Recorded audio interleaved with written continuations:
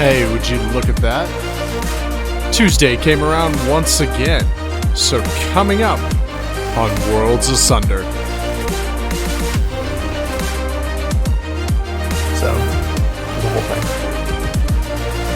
What? The whole thing? It's a whole thing. Always. Alright. Let me know when you're ready to start. As storytellers, we want to capture the hearts, minds, and imaginations of our readers, mainly through our expertly crafted worlds. Creating new worlds in any genre might seem like a daunting task, but you don't have to reinvent the wheel for every story. Welcome, weary writers, to Worlds Asunder, a world-building and writer's life podcast. My co-host is David Shadoin, better known as Shady. It's not just a descriptor, it's also his moniker. And she's H.Y. Gregor, or you can call her Haley, your friendly post-apocalyptic wasteland elf.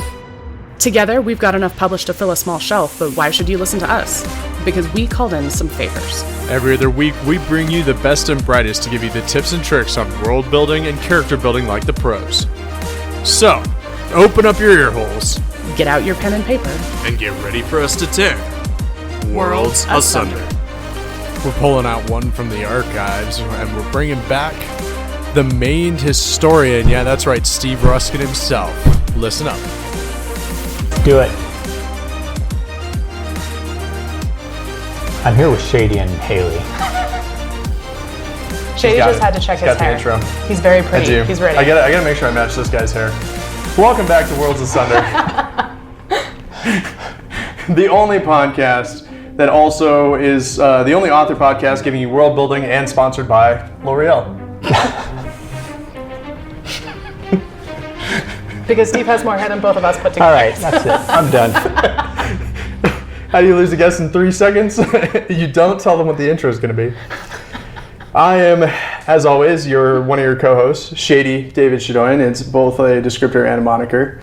And joining me, as always, is Haley H.Y. Gregor, or Sour Patch, or whatever her new bit's going to be. Someday.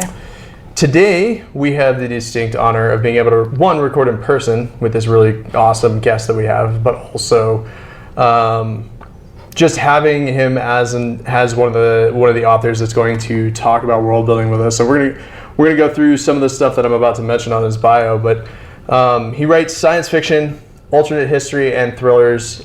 He's also an award-winning historian with a PhD in the history of science, and has written numerous nonfiction books and articles, including the #1 Amazon bestseller, America's First Great Eclipse.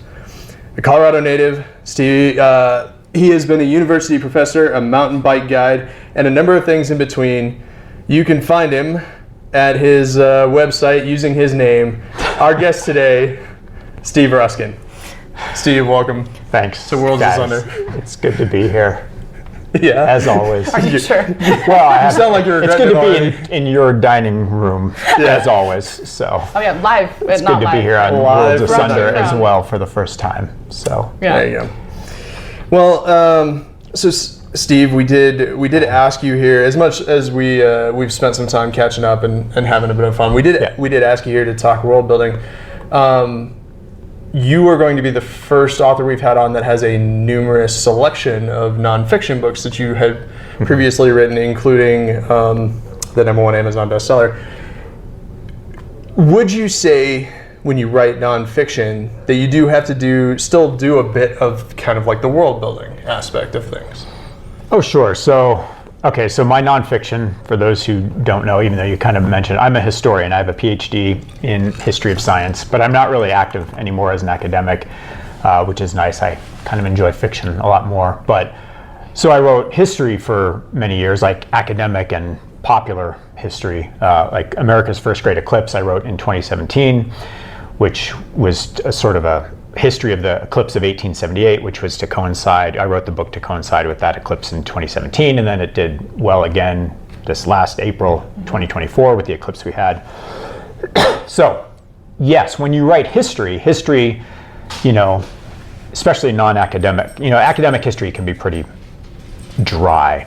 Popular history, you want to set the stage, right? You want to talk about the background and the setting, kind of like you do in fiction, except this is nonfiction. So in this case, I was talking about the Rocky Mountains and the Wild West and how Colorado Springs and Denver and Creston, Wyoming, were these old West towns, and these people were coming, on trains, braving, dry weather in India. I mean, like just blazing hot weather in the summer, and danger of the Indian threat, things like that. All that stuff is drama, but it's real, right? So drama and setting location, all these things. So yes, in the nonfiction, I think you do have to sort of set that stage and talk about. It's not world building because you're not building a new world. You're just describing the world that already existed at the time, the real world. In this case, it happened to be the Wild West, and so that was the backdrop for this eclipse of 1878, when America was, kind of at least the West where it occurred was the Wild West, right? That's the world building for that nonfiction book that I tried to create or recreate.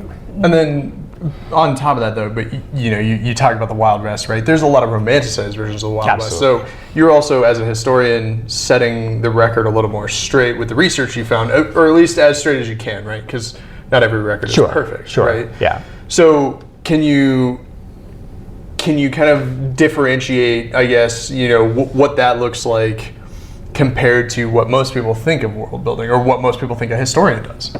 You mean, so separate what? Separate like the idea that so we talked about how it's not really world building, right? You're pulling from historical record. Yeah, sure. But there is like the myths and the lore and the stuff behind it, right? Right. So how do you separate that out when it comes to putting together kind of the nonfiction stuff? I don't know if I do, honestly. I mean, you don't want to make stuff up as a historian. If you start crossing that bridge, then you've lost your audience, right? As opposed to fiction, where they expect you to make stuff up. And I suppose that's kind of what we'll talk about later with my historical fiction. But I guess I'm careful not to make stuff up when I write history. But people will sort of fill in the gaps on what, say, if it's the West, right? People have this imagination of cowboys and Indians, for better or for worse, right? Things like that, railroads and mountains and dusty roads and people traveling by wagons. It's not my job to, unless there's something inaccurate about that relates to the story I'm telling as a historian, it's not my job to sort of try to correct that in advance. So I just sort of tell the story as I know it. I stick to the facts as well as I know it. I do try to describe, like, let's say I talked about all the people coming to Colorado Springs, which is this tiny little town at the point. We happen to be in Colorado Springs right now. It's a city of, it's over 500,000 people. When it was founded in 1871, in 1878, 7 years later, when this eclipse came, there were a few thousand people, right? Maybe 3, 4, 5, somewhere in there. A couple hotels, dusty streets, clapboard houses, and all these tourists started to come, and you couldn't VRBO in advance or anything, right? So they're sleeping in the streets, sleeping on billiard tables, they're renting out the stalls of horses to have people sleep. That's the stuff I know, and so that's the picture I'll paint. Anything beyond that, I figure it's just up to the reader to, they can fill in the gaps or not on what they imagine the Wild West to be. But you could go on forever correcting, what's not true about the past when it comes to history. But that would get tedious, I would think. So, which is why fiction is kind of the opposite, because you can make up all the things that aren't true, and that's all part of the and then break fun. All the things that you decide that you don't want anymore. Yeah. What struck me when I read The Great Eclipse was how you had this sort of alchemy, which is a fun word for you specifically, which we'll probably touch on later, of the nonfiction, but it read very much like a story. Yeah. You did a really good job of integrating it such that it didn't read like this happened, and then this happened, and then this happened. It was much more than just a list of facts. Yeah. Part of that for me, it was great. Part of that for me came from your integration of things like, journal entries or newspaper articles and those kinds of things.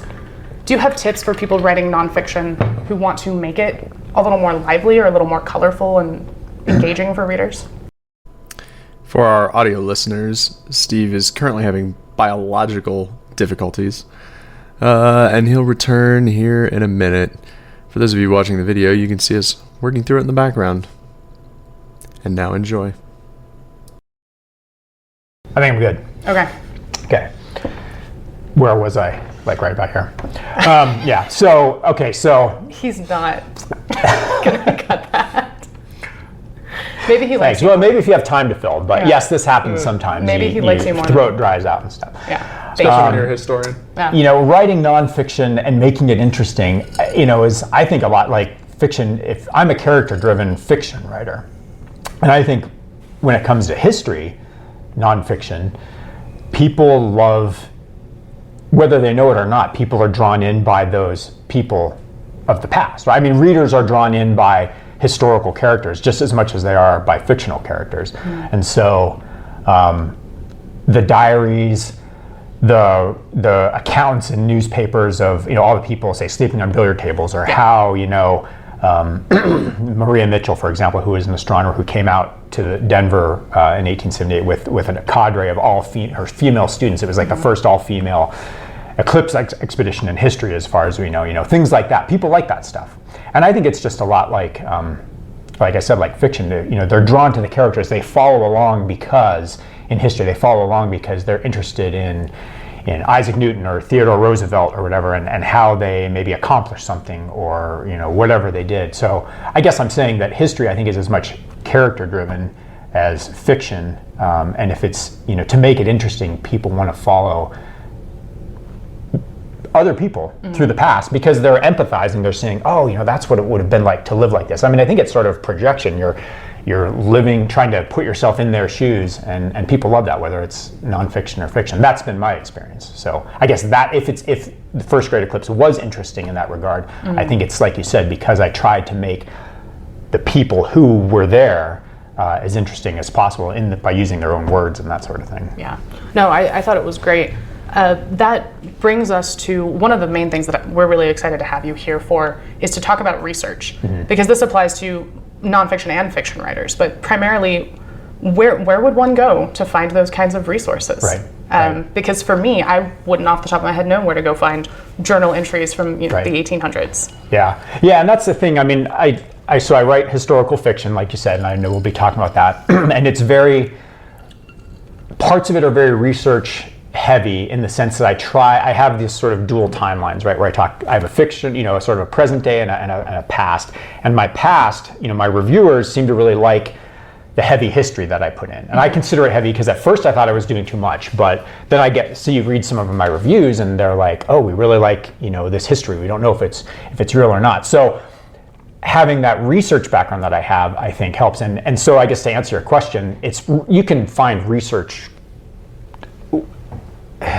everywhere, right? I mean, when I started doing my PhD back in the 1990s, we didn't have the internet like we do now, right? I didn't have Google Books or, most journals, right? If you wanted to get an academic journal, you had to go to the stacks, to the shelves, and pull them off. Now you can go online and use JSTOR or whatever and get academic journals. You can search the New York Times, which goes back to the 19th century, or even like the Denver Post, or Chicago Tribune.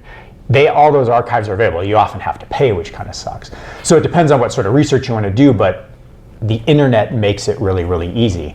Not everything is online. Lots of things have been digitized, but so if you wanted to write, say, a historical thriller set in Scotland in the 17th century, that might be a little tough, and you might have to actually go to some of the archives, but you could probably get a lot through, digitized archives of newspapers and things like that. So, I mean, it's a really broad question. The short answer is you go first. I use Wikipedia all the time, which is not good if you're an academic historian. It's great if you're writing fiction, because even if it's wrong, at least it kind of points you in the right direction. And a lot of Wikipedia is wrong, or at least it's not always 100% right. Right.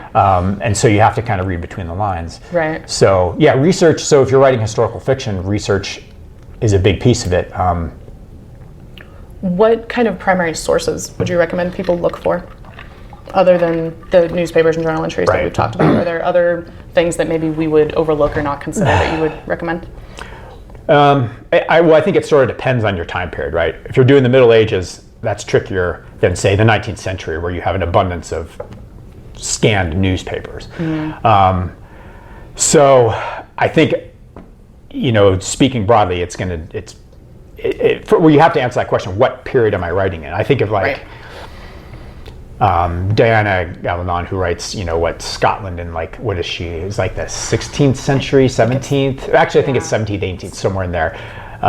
You would. And World War II. Yeah, that's true. And World War II. So the World War II piece, right? That's probably a heck of a lot easier because so much. There are print. You could go to diaries. You can go to books. You can go to newspaper accounts. Something like the Second World War is heavily documented. So primary resources are easy to come by because you've got newspapers, letters, telegrams. It was in London a few weeks ago, and I was at the Churchill War Rooms. So much stuff there, right? Because Britain and William Churchill's underground bunker, they kept all these records. So that stuff's there. Going back, if you wanted to write, Viking history, you don't have quite as many resources. I wouldn't even know where to start there, but you can start. You'd probably figure out, okay, what archive in the world has a great collection of Viking runes and artifacts, right? And then maybe contact them. But I guess so maybe the way to answer your question before I drag this out too much longer is, what's your topic? And then try to identify the depositories or archives that might have a source of those materials, and then go there. Email, check online, whatever. Is there a specific contact or person or route that someone should go through if they're trying to contact a professional in that field? Yes, always. Any place like that will have an archivist or a curator. And archivists love to be helpful because it's what they live for. I found if you're kind, send a nice email, this is what I'm looking for. They will almost always respond. It sometimes takes a little while because they're always underpaid. Right. Most librarians and academics and that sort of thing are, or I should say underfunded. I don't know if they're usually not paid all that well.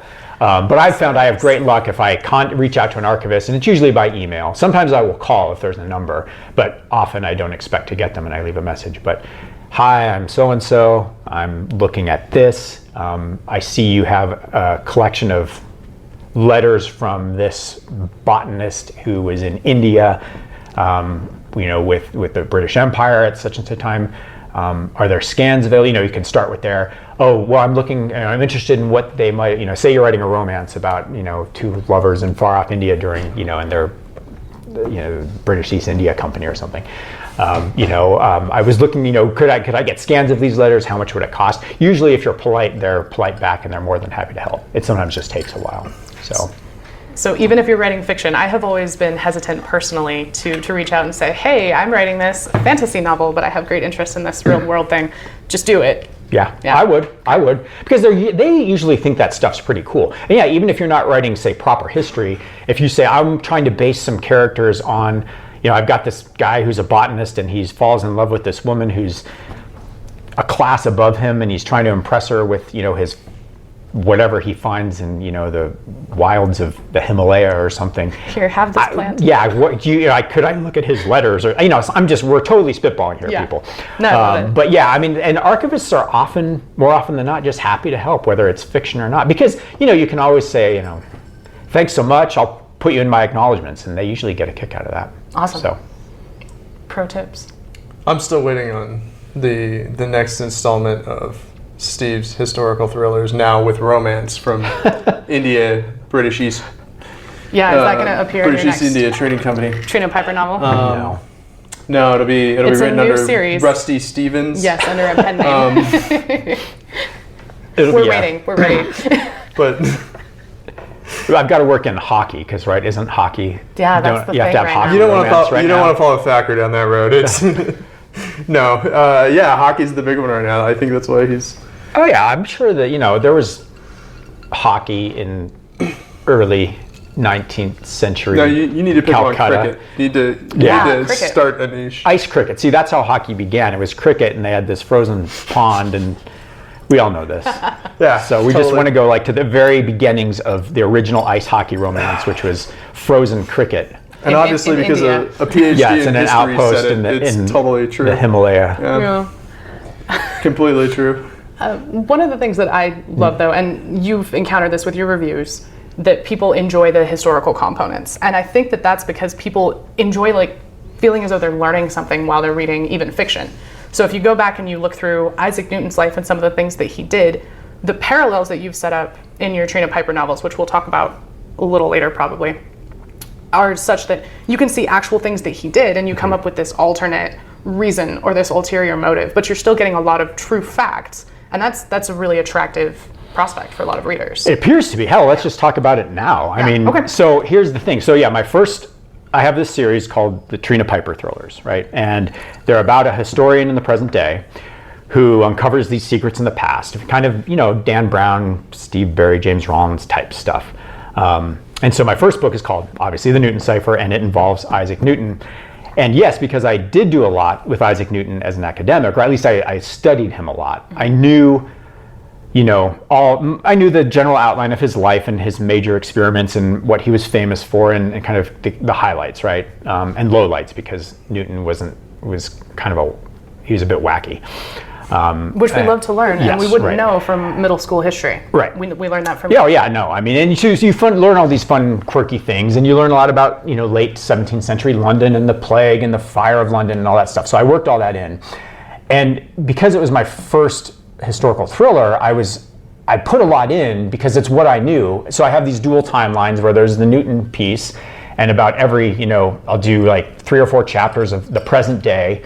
And then I'll drop back into the past. And so these dual timelines, which is a thing that I've only recently learned about, that this is called, it's a sort of a genre of dual timeline, romance or thrillers or whatever. I didn't realize that's what I was doing at the time. I just sort of did it. But I started to get nervous because eventually I was thinking, am I doing too much? I was working too hard to make this stuff accurate, except for the fictional pieces, because there's a mystery and magic and that sort of stuff. And obviously that's not real. Or that wasn't part of the actual past. But anyway, I did the first book, and what I did realize, like you said, is so the reviewers, I actually tried to pull back a little bit because I thought I was getting boring with all the details. Turns out people really liked it. And what I didn't do in the Newton Cipher was, which you see in a lot of, like I just read Douglas Preston book called Extinction, right?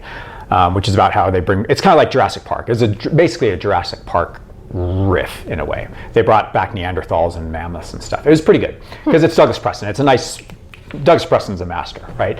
And they always do these historical afterwards, or these afterwards about what's real, what science is real, what history is real. And I didn't do that with Newton Cipher, and people were kind of like, we'd like to know more about it. So the second book, Scepter of the Sun King, which is in Paris with the time of Louis XIV, that's the past. And then the present is, they're solving this problem that was left over, centuries later. I did do a historical afterwards, and people the readers really responded well to that. And they said, we really like the history. How much of it's real and how much isn't? We can't tell, or I can't tell. Those are some of the most positive reviews. So what I thought was a little pedantic and boring turned out, in this case, to be what readers really like. So I'm I guess leaning into that. I always think that's kind of a goofy phrase, but I'm going to keep doing that because I was kind of backing off, thinking I don't want to sound like a boring historian, because really it's a thriller. I want to keep up the pace, and I didn't want to bog it down in history. But it turns out that in this sort of particular niche, people really like it. So give the readers what they want. Right? That sells copies. I really like it. I love those books. Yeah. And so now I'm going to, I almost might go back and do a historical afterward for the Newton Cipher because people were asking for it. You can just do like a small little booklet for that too. Post it on your website. Yeah, I was thinking about just some sort of bonus content, for newsletter subscribers or something. Go ahead. Well, no, because kind of before we leave this particular piece of it, then now that you're doing these historical afterwards, how much does that drive, like, keeping things a little bit more accurate and then finding small ways to introduce? Because if we talk about, we're calling it, kind of old history, historical fiction, you've added magic into what would be, like, what most people know is Dan Brown's Robert Langdon, right? Like, imagine if he had magic kind of thing. Yeah. You've added that little twist. So how, like, does that keep you trying to keep things more historically accurate, or does that mean now that you kind of want to lean away from it? No, I know what you mean. I try with the history piece, with the history timeline part, I try to keep it as accurate as possible, really down to the day if necessary. until I need something changed to make it fictional and exciting, because they all have a mystery, and there's some sort of secret power that's left behind, and they're finding all these artifacts that were imbued with power. That's kind of how it works. Obviously, that didn't really happen. So I try to keep it as accurate as possible. And that's kind of what makes it fun, because then if you can say, it's a secret history type of approach, right? There's a secret history behind stuff, and that's what Da Vinci Code is, and that's what Steve Berry does, and James Rollins. There's these hidden histories that you don't see until it's revealed in this sort of this mystery that your protagonist has to solve. So it's fun. You want to keep it as accurate as you want to keep to the proper historical timeline, what's known in the historical record, until it makes sense not to. Gotcha. And that's just where I suppose the fiction writer's craft or instinct has to come in, and you just say, all right, here is where I'm making this plot twist or whatever. But I think it's more believable if you tie it into the history that people know. Absolutely. And that's why your history should be, it's helpful if it's bigger names, or at least names that are well enough known, like Isaac Newton or Louis XIV, because then there's already an established history. And even if readers don't know all the dates and details, they at least have a sense that this person was real, these things happened, and then you kind of say, but it happened because, there was this mystery back here that they were hiding, or they had this powerful object that they were using and abusing, Is that a double-edged sword? So if you create fake historical characters, or your own fictional characters that lived the same time period as big names, right? Does that give you more leeway to be inaccurate? Is there the risk of having inaccuracies be more dangerous if you're using more well-known figures? It's probably, actually, that's a great question. I think what you don't want to do, or you want to be careful with, changing the facts of the well-known figures. But that's where those made-up characters who were there at the same time can be useful, because they didn't really exist, and you can kill them off or whatever you need to do, right? Because that these were not these. That's where you can insert the sort of secret history bits, or the things that didn't really happen, because these characters and people weren't really there at the time, right? So like in the Newton cipher, I remember now I had this one, it was Newton lived at the time of the plague and also the Great Fire of London, and I had, well, I don't want to give away too many spoilers, but I guess I probably don't have a lot of readers so much as it's really good. Well, one of the secrets is there's alchemy. Newton was obsessed with alchemy, the real Newton. Mm-hmm. I just have alchemy being sort of a real viable magical force in these books, right? And so I had someone creating sort of kind of not zombies, but sort of alchemical golems, right? Mm. I have this one, I forget what they're called, not a gravedigger, but someone who's going around collecting the bodies of plague victims around London, and he gets killed by a golem. And just as one chapter, right? So that illustrates the whole point, that there was these magical golems going around London that were sort of beset on London by England's enemies, an alchemical wizard from Holland. But this guy he was killed, and he was or collecting bodies, and he disappeared. So he didn't really exist, and obviously magical alchemical golems didn't exist. But I made him up, and it illustrated the point without disrupting any facts of, say, the Great Fire of London, or Isaac Newton, or, King Charles II, whatever. So I'm gonna get real nerdy with the time stuff. And I think we talked about this a little bit with Kevin Eikenberry, because we discussed a bit of his alt history as well. Alternate. Just similar. Yep. Yeah, very kind of similar stuff, but kind of the Marvel / Doctor Who problem of time, like messing with events and time. Do you then, like, if you know that you're going to change something, do you then think through possible branch factors, sort of like the butterfly effect of what that's going to have? How would that affect especially because you jump between history and now? Right, I know what you mean. I guess I don't try to make my changes that big, because you're right. If you wanted to do sort of a butterfly effect thing, you could. That could be fun. That's not my focus. I try to keep at least with this particular series, history is the way it is. It's just there's a reason why certain things are happening that are hidden, right? Yeah. So if I were, I guess the short answer is I don't permit any crazy things to happen. That could, right? You could have, one little thing could totally change timelines. I just say they don't. Because I want the history to be, I don't want history to have been changed. I just want it to have happened for reasons that we don't always realize. Yeah. Of course, there is magic, so that just kind of, throws the true history timeline out the window.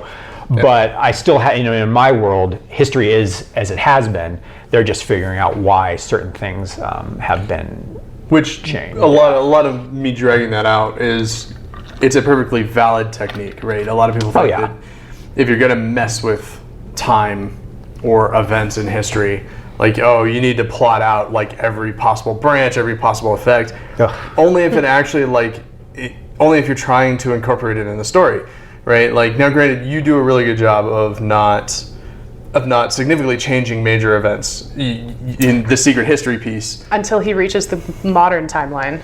Right. And then he blows all kinds of things up. Yeah, and I mean, you're right. There are and it's a good point. I mean, you could, if you wanted to go that route, if an author wanted to go that route, they could. I just don't, and it's as simple as that. Because then that's just not what my goal is, for the series. Yeah. My goal is to have history is as it mostly was in the protagonist's present world, but then obviously magic's kind of bubbling up, right? So things get affected, but not like. Yeah. Nothing major. That just wouldn't work for the way I envision it. But Kevin Eikenberry did something kind of very different in that sense. But it's great too. So you can go with alternate history. You can go all kinds of directions. Or S.M. Sterling, he does just awesome stuff. And you can often just do that by branching off into separate timelines, where this timeline is totally different than the one that we live in.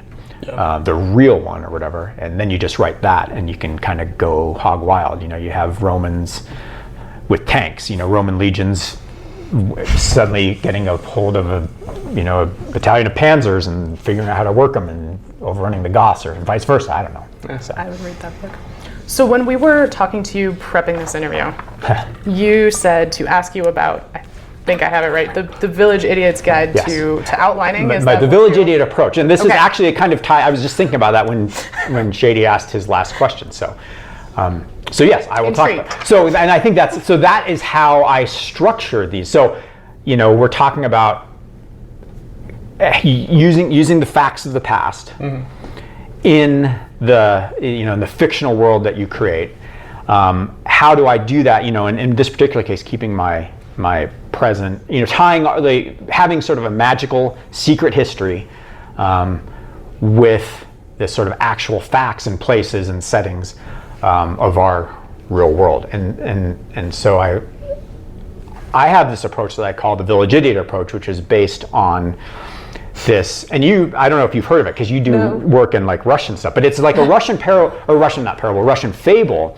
That I heard from someone else. I heard from another academic, because he was talking about the Village Idiot approach in his work.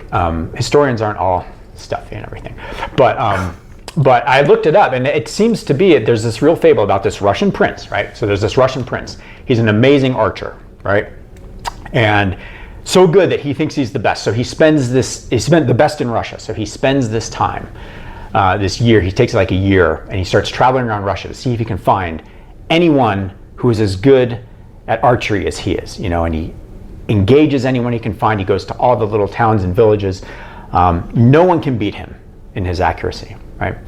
And so after a year, he's heading back to his father's kingdom, I guess, and he comes across this tiny little village that doesn't even appear on any maps. And he wanders in, and he's looking around, and there are these targets everywhere, and every single one of them has an arrow smack dab in the bullseye. And he's like, damn, maybe I finally met my match, This guy's amazing, whoever he is, or girl. So he goes into the little inn.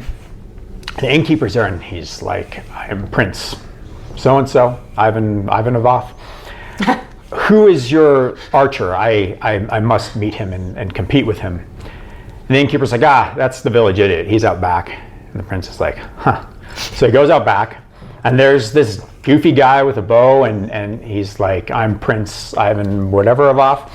I see you're quite good, and I must compete with you. Show me how. I mean, how is it that you can always? I mean, even he was kind of just confessed he was so impressed. He's like, I am the best archer in Russia.